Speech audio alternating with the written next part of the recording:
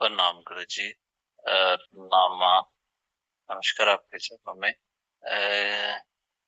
रात को क्या हुआ कि मैं पहले साधना कर रहा था, जो तंत्र विधि आपने बताई थी, उसके बाद में काफी मौन रहा। आगे थे कि मेरे अंदर बहुत विचार चल रहे थे, अभी पहले से शांत है, मैं देख रहा हूँ। मालूम लीजिए गुरु जी, ये सच में शांत हूँ या क्या है। विचार जैसे आते हैं मैं पकड़ता हूँ उनको, कम हूँ, विचार आते हैं ऐसा नहीं, तो मैं उनको पकड़ता।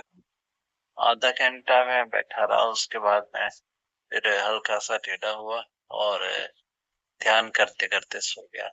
उसमें मेरे को क्या दिखाई दिया कि जैसे ना गुरु माँ और आप बैठे हुए कोई शिविर है, तो उसमें गुरु माँ किसी की याद में रो रहे हैं। किसकी याद में रो रहे हैं ये नहीं मालूम है, जैसे कोई गुजर गया है या क्या है नहीं मालूम।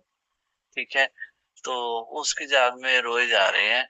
तो मैं इनको हल्का सा पहले रोता हूँ, फिर इनको देखकर कहता हूँ कि आप परमात्मा होकर भी किसी की याद में रो रहे हो, ऐसा कुछ व्यतीत होता है। तो जैसे ना उसके बाद नहीं, ऐसे ऐसे करके हल्का सा हंसते हैं और चलना उठ जाते हैं। जैसे ही उठते हैं मैं इनके पाँव में गिरता हूँ और इनका पाँव लेता हूँ माँ का और अपने सर पर रख देता हूँ। ठीक है, टर्बन मैंने ऐसे बांधी हुई है, ऐसा मेरे को प्रतीत हो रहा था। उसके बाद हम लोग नाचने लगते हैं। ये क्या था, ये मेरे को क्या सपने में आया, आप कृपा करके बताएंगे इसके बारे में। जी मेरे को क्या महसूस हुआ। बहुत बहुत धन्यवाद आपका। प्रणाम गुरविंदर जी आपको, और प्रणाम आप सभी साधकों को। गुरविंदर का ऑडियो आपने सुन लिया होगा, नहीं तो मैं उसका आपको बता देता हूं कि मां रोने लगी, कोई गुजर गया होगा या कुछ भी, और फिर गुरविंदर ने कहा आप तो परमात्मा हैं, आप कैसे रो सकते हैं। फिर गुरविंदर ने मां के पांव अपने सर पर रखे, जिससे साधक बहुत समर्पित होता है। कई भाव ऐसे होते हैं वो शब्दों में व्यक्त नहीं करे जा सकते। उस समय बस साधक को लगता है कि गुरु के पांव ही मेरे सर पे हो। सबसे ऊंचा स्थान जो है इस पूरे ब्रह्मांड में, उस पर गुरु के पांव होने चाहिए। मैं सदा गुरु के चरणों में रहूं, ऐसा गुरविंदर जी को लगा। अब एक एक बात को समझते हैं।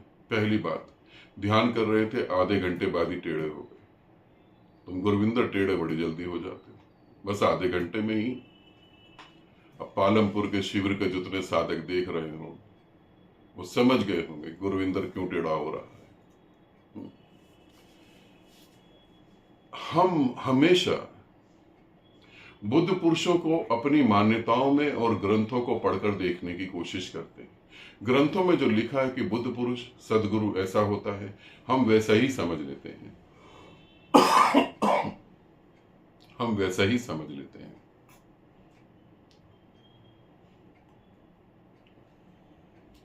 जबकि किसी भी बुद्ध पुरुष ने ग्रंथ नहीं लिखा होता। ध्यान से समझना इस बात को। किसी भी बुद्ध पुरुष ने ग्रंथ नहीं लिखा होता। ग्रंथ लिखते हैं उनके प्रेमी, और जब प्रेमी ग्रंथ लिखते हैं तो वो बढ़ा चढ़ा कर लिखते हैं। वो गुरु के बारे में ऐसी ऐसी बातें लिख देते हैं जो गुरु कभी सोच नहीं सकते।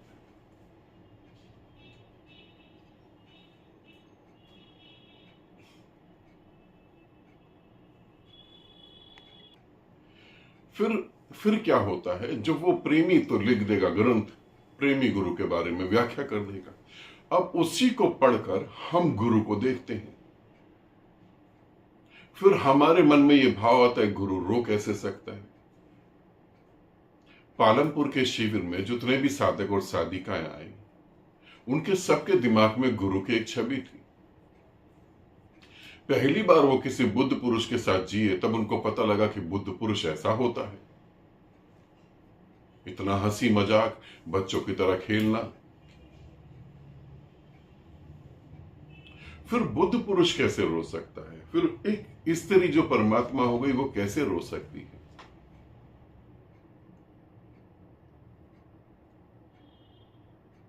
क्या वो किसी के मोह में रो रही है? किस कारण से वो रोने लगती है? मेरे जीवन में एक घटना घटी थी। एक बार मैं आनंद स्वभाव के साथ था। ओशो के एक बहुत प्यारे सन्यासी हैं, आनंद स्वभाव थे, अब तो शायद उन्होंने शरीर त्याग दिया। ऐसे ही बात हो रही थी तो एक साधक ने पूछा ओशो के बारे में कुछ, और स्वभाव रोने लगे बहुत जोर जोर के। तो वो साधक तो हैरान हो गया। उस साधक ने कहा कि स्वामी जी, आप तो इनलाइटेड हैं, आप कैसे रो सकते हैं? मैंने कहा कि ये क्या मतलब होता कि इनलाइटेड है तो वो पत्थर के हो गए क्या? क्यों नहीं रो सकते? तुम्हारे रोने के कारण अलग हैं, बुद्ध पुरुष के रोने के कारण अलग हैं।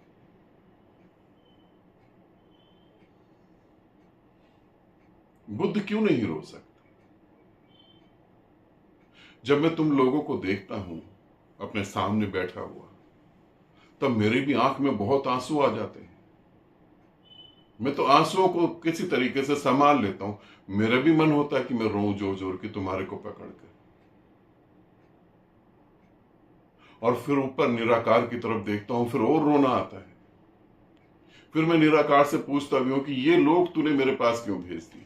ये लोग पूरी दुनिया में से ऐसे ऐसे छांट के मेरे पास लोग भेजे तूने। इन बुद्धों को मैं समझाऊं।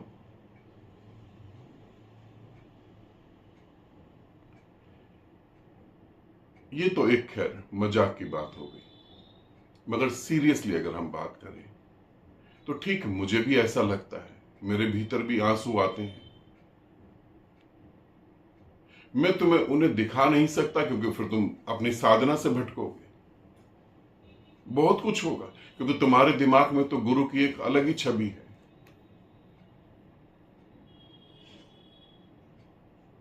अलग ही कुछ चीजें हैं। मैं नरेश के घर गया, जब पालमपुर शिविर में नरेश के घर गया, मैंने नरेश के पापा को देखा, नरेश की बड़ी लड़की को देखा, और देखा कि वो क्या कर रहे हैं, क्या है। वो क्यों नहीं मुझे देख पा रहे, वो क्यों नहीं मुझे समझ पा रहे कि मैं कौन हूं, मगर वो अपनी सेवा भाव में लगे हुए थे। सपना मेरे पास आई। सपना ने कहा कि गुरुदेव, मुझे अलग से कुछ समय दे दे, 5-10 मिनट, उससे ज्यादा नहीं लूंगी, मैं कुछ बात करना चाहती हूं। मैंने सपना से पूछा मेरे बारे में, उसने कहा नहीं नहीं। और मुझे हैरानगी हुई जब सपना ने ये कहा, तो मुझे लगा सपना मुझे पहचान गई, क्योंकि इतने तरीके से मैंने इतने इतने तरीकों से मैंने सपना को बताया कि तू कौन है, तू क्यों मुझसे जुड़ रही है। फिर मुझे लगा कि चलो अलग अकेले बैठ के बात करें, सपना शायद अब समझ पाए। फिर जब अकेले बैठ के बात कर रहे थे, मैं सपना की आंख में देख रहा था, मगर सपना फिर भी चूक रही थी। तुम्हें देख के मुझे सिर्फ यही लगता कि तुम मुझे क्यों नहीं पहचान पा रहे हो। कृष्णा के साथ भी यही बात थी। कृष्णा पालमपुर शिविर में अभी आई थी ऐसा नहीं, कृष्णा तो बहुत पहले से जुड़ी हुई है। फिर यही लगता है कि तुम क्यों नहीं पहचान पा रहे हो। समय बहुत तेजी से जा रहा है, प्रतिपल मेरा भी तुम्हारा भी शरीर मरता जा रहा है, प्रतिपल मर रहा है। फिर तुम क्यों नहीं पहचान पा रहे हो, और यदि तुम अभी नहीं पहचान पाओगे तो बिना शरीर के मुझे कैसे जान पाओगे। बुद्ध पुरुष भी रोता है, मगर उसके रोने के कारण कुछ अलग होते हैं। मैंने हुकुम सिंह को देखा, क्योंकि एक दिन के शिविर में किसी को देख नहीं पाते। आए, प्रणाम करा, बैठे, साधना करी, चलो घर। मगर 6 दिन का शिविर पालमपुर का, उसमें मैंने हुकुम सिंह को देखा, उसकी बेटी को मैंने देखा। उसकी बेटी को जब मैंने देखा, जब उसकी बेटी पहली बार आई, तो मुझे पक्का पता था कि उसकी बेटी आकर मेरे गले लगेगी, मगर वो नहीं लगी। मैंने भी ये सोचा कि ये क्यों नहीं देख पा रही मेरे को, वो क्यों नहीं पहचान पा रही कि मैं कौन हूं। ये देख के अंदर से लगता है कि तुम क्यों कर रहे हो सब कुछ, तुम क्यों ध्यान कर रहे हो, तुम इतना करीब आकर मेरे को क्यों नहीं देख पा रहे हो, क्या हो गया तुमको, तुम्हारी याददाश्त कहां गई, तुम मेरे साथ हंसे हो, तुम मेरे साथ खेले हो, तुमने बहुत कुछ मेरे साथ जिया है, फिर तुम अब कैसे भूल गए उस बात को।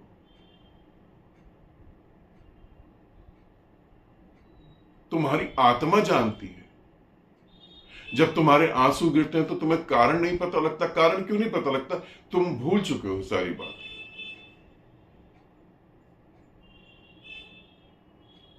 यही गुरविंदर तुम्हारे साथ भी हो रहा है, तुम भूल चुके हो वो सारी बात। जब तुम मुझसे पूछते हो गुरुदेव क्या हम आपके पिछले जन्म में जुड़े हुए थे, तब हंसी आती है कि ये प्रश्न उठा ही क्यों भीतर, ये क्यों प्रश्न उठा तुम्हारे भीतर। तुम और लोगों से क्यों नहीं पूछते कि वो तुम्हारे जन्म में जुड़े थे नहीं जुड़े थे। और लोगों से भी तो तुम पूछो, मगर तुम उनसे क्यों नहीं पूछते। तुम्हारा ये पूछना क्या बताता है तुमको? फिर होगा ना, आंसू तो पैदा होंगे ही ना। तुम्हें समय नहीं दिख रहा, मुझे समय की भागती हुई धारा दिखाई दे रही है।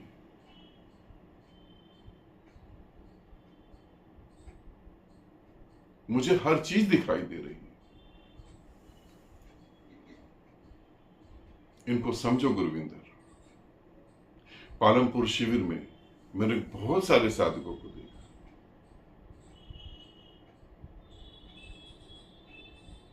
जोगिंदर ने बोला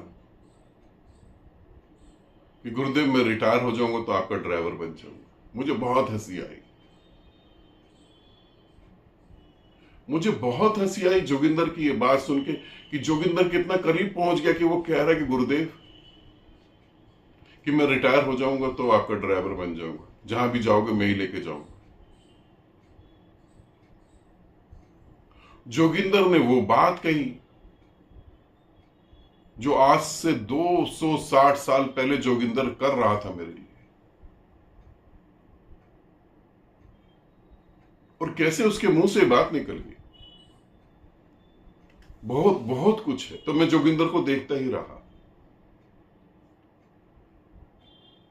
ऐसा बहुत कुछ है जो मैं तुम्हें कैसे बताऊं, क्योंकि मैं तुम्हें कह दूं कि हां मैं तुम्हें जानता हूं तो तुम्हारा मन फिर तर्क करेगा, नहीं ये झूठ है, नहीं ये सच है, नहीं ऐसा है, नहीं वैसा है।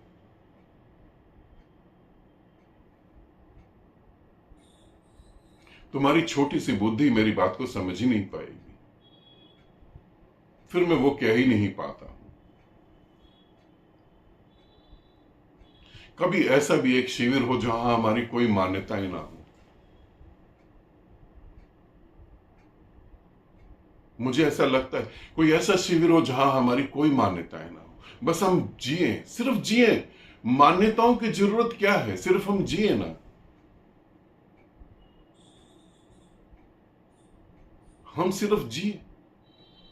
जीवन में जीने के लिए कुछ नाम देना जरूरी थोड़ी ना होता है। हम प्रेम को कोई नाम क्यों दें? वो कोरा है, बिल्कुल साफ है, बिल्कुल पवित्र है, उसको नाम देके हम उसे गंदा क्यों करें?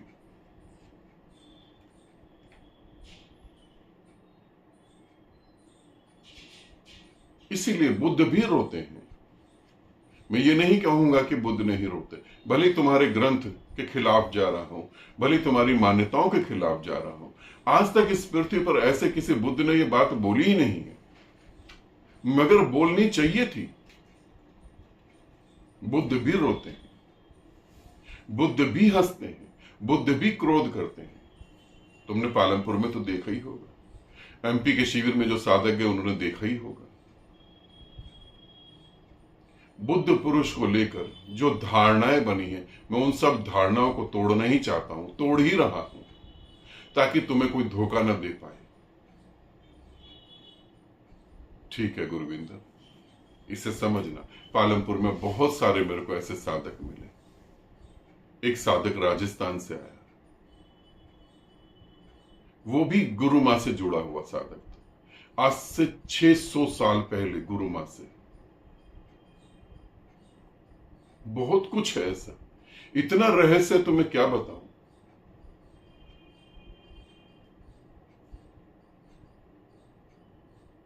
ध्यान में गति करो, ठीक, और कोशिश करो आधे घंटे में टेढ़े मत हो जाना। पूरा ध्यान करो, टेढ़ा होने से बेटर है सीधा सो जाना, ठीक है। आनंदित रहो, सदा खुश रहो। बहुत बहुत बहुत प्रेम आप सभी को। प्रणाम गुरुजी, प्रणाम सारे साधकों को मेरा प्रणाम। मैं स्वप्ना, मैं यहाँ पर पालमपुर के शिविर में आई हूँ। ये ऑफलाइन शिविर है, 5 दिन का शिविर है और ये लोकेशन जो गुरुजी ने चूज़ किया है ये बहुत ही ज़्यादा अमेजिंग लोकेशन है। इतनी शांति है यहाँ पर कि आपको यहाँ आना ही पड़ेगा फील करने के लिए। और गुरुजी के साथ ये 5 दिन में हमने बहुत कुछ सीखा। एक एनलाइटन मास्टर इतने सहज, इतने सरल हो सकते हैं। हम हंसते गाते नाचते, बहुत सारी अलग अलग तरह की विधियाँ की हमने, बहुत कुछ सीखा। और उन सबको प्रैक्टिकल में हम घर जाके हम कैसे अपने एक एक वासनाओं के साथ हम डील कर सकते हैं, वो सारी चीज़ें गुरुजी ने बताई हमको यहाँ पर। और सिर्फ गुरुजी की ऊर्जा नहीं, सारे साधकों की ऊर्जा जो एक साथ होती है वो इतनी ज़्यादा होती है कि इसमें अलग ही तरह का गति, अलग ही तरह का फीलिंग होता है। और हम बाहर भी गए, नदी में गए, हमने पानी में बैठकर हमने साधना की, हम मंदिर गए, मंदिर में बैठ के हमने साधना की। इतना अलग एक्सपीरियंस गुरुजी के साथ हमने शेयर किया, ये तो वर्ड्स में हम कोई भी साधक एक्सप्रेस नहीं कर सकते। जिनको भी मौका मिले गुरुजी के साथ ऑफलाइन शिविर ज़रूर करें, उनके साथ रहने का, उनकी ऊर्जा को फील करने का, उनके साथ आगे परमात्मा के साथ एक होने का अनुभव ज़रूर कीजिए। धन्यवाद।